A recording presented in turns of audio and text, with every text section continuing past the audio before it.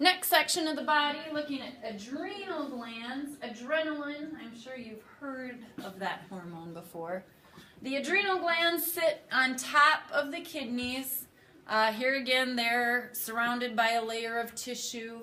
There's a little bit more fat around the adrenal glands than some of your other glands. Structure, there's a couple parts to your adrenal glands. Overall, they're pyramid shaped, and they have an inner medulla, outer cortex. So the adrenal medulla, postganglionic neurons, very high nervous system part of your adrenal glands. The adrenal cortex is a larger part. It's the outside part, and it is more of epithelial cells. So the medulla is inside, nervous system, neurons parts. Adrenal cortex is the outside part, it's the larger part, and it consists of more epithelial protective layers. There are 3 layers to the cortex itself. Outer glomerulosa. The middle is called fasciculata, and the inner reticularis. Those I probably won't ask about those. But the medulla and the cortex, you should definitely know. So if I look at this, here's kind of that pyramid shape that it's talking about. Adrenal cortex outside, fairly thick layer, and then the medulla is the inside part of it. And here, if I look just at the cortex, you can see layer 1, layer 2, and layer 3. Notice the middle layer is the largest, but like I said, I probably won't ask questions about those 3 layers. When I think of adrenal glands, I think of adrenaline, which is basically your fight or flight response. When you hear stories of someone who, someone was hurt under a car and someone had the strength to lift the car, all adrenaline, that's where these hormones come from. So the medulla secretes epinephrine and norepinephrine, and the effects of those hormones are kind of like the transmitters that have the same name. The only difference is when your adrenal gland submits or produces these hormones, they last a lot longer than if your nervous system were to produce those. So your nervous system can produce epinephrine, short, quick little burst. If your adrenal gland is going to produce it, it's going to last for a lot longer. Fight or flight response, a lot of times your adrenal gland produces these hormones in stressful situations. The release of these hormones is regulated by your nervous system, and basically that's parasympathetic and sympathetic. Your nervous system is what controls the release of those hormones. Table. I do like this table because I don't have a lot of notes in this. So if I'm looking at parts of my body, like my heart, so think of a stressful situation. You're scared, you're nervous, whatever, your heart rate increases. That comes from your epinephrine and norepinephrine. Blood vessels. Epinephrine is going to cause them to dilate. Norepinephrine is going to actually cause them to constrict, so they don't work together there. Blood pressure. Your blood pressure is going to increase, and both of them cause your blood pressure to increase. And that is something, even if, like we had a student that wanted to donate blood and never could because her blood pressure would always be high. And she was a stressful person, and I think she just got too nervous. So if you're very nervous, your blood pressure will increase. Because typically she did not have high blood pressure, but under a nervous situation, her blood pressure would spike. This one not so important. Metabolism, both of these would increase your metabolism, would speed it up during that time. Adrenal cortex, very important for producing a lot of different steroids. Some are vital to everyday living. Some of the important ones, aldosterone, cortisol, and then your sex hormones. A lot of them are released from your adrenal cortex. Aldosterone is called a mineral corticoid. It comes from the outer layer.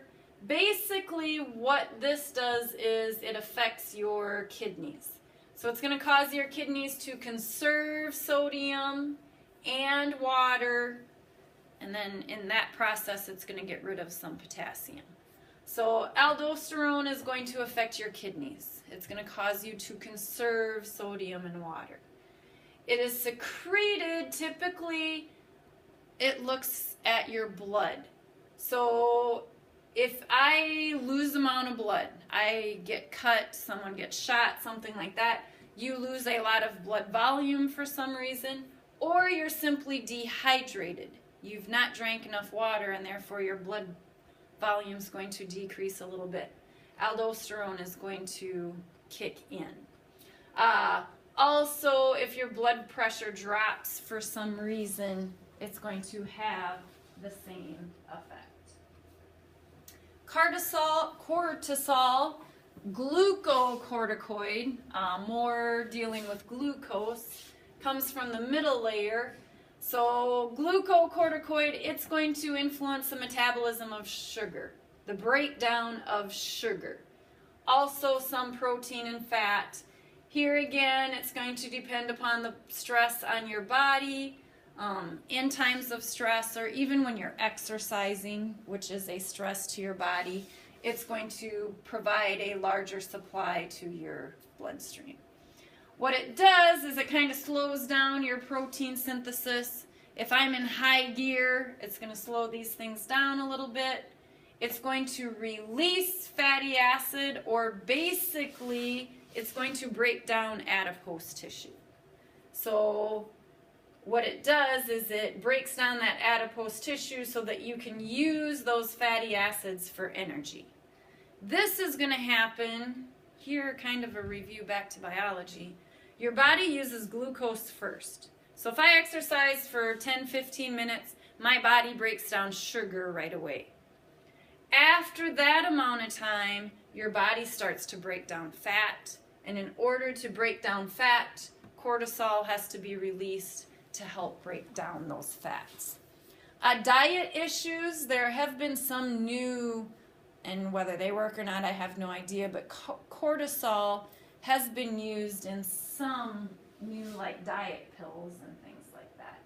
I am not endorsing that. I'm just saying that they have used that. Cortisol is also going to stimulate the liver to make glucose, which increases your level of glucose. Here again, cortisol is going to be used in high energy, high stress. So your body needs to, if I'm in high gear, my body needs to replenish that energy fairly quickly.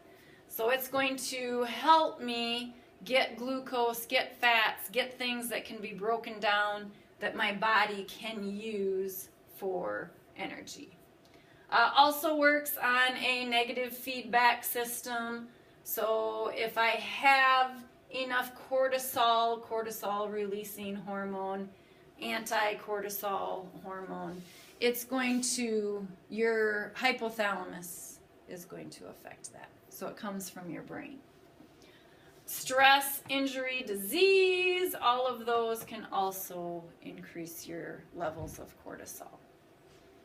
And like I said, stress includes physical stress. So when you're working out, at practice, things like that, it will increase your levels of cortisol. Here again, the main part here, it's measured in your blood system. Your cortisol is going to go to specific places, slow down protein synthesis, because protein is more for building cell membranes and things like that. It's not much for energy. Your fatty acids is for energy. Your glucose is for energy. Sex hormones that are produced from your adrenal gland, they're typically produced on the inside. More male hormones are produced in your adrenal gland than female. But notice that some of these male hormones can be converted into female hormones. So, and that can be found in your skin, fat tissues, and things like that. These hormones help. They're a supplement to those released. They might be a little bit more common in early development of reproductive organs. Your adrenal glands do not produce testosterone, progesterone, the sex hormones that your gonads produce. Disorders of adrenal gland, Addison disease, hypo, your adrenal glands are not secreting enough. That could affect also your metabolism, your water retention, and then Cushing's syndrome is the opposite. Your adrenal gland produces hypersecretion, so more than normal. And here again, table breaks up the 3 that are found in your adrenal gland. And that's probably where I will stop for the day. Next time we'll look at the pancreas and insulin.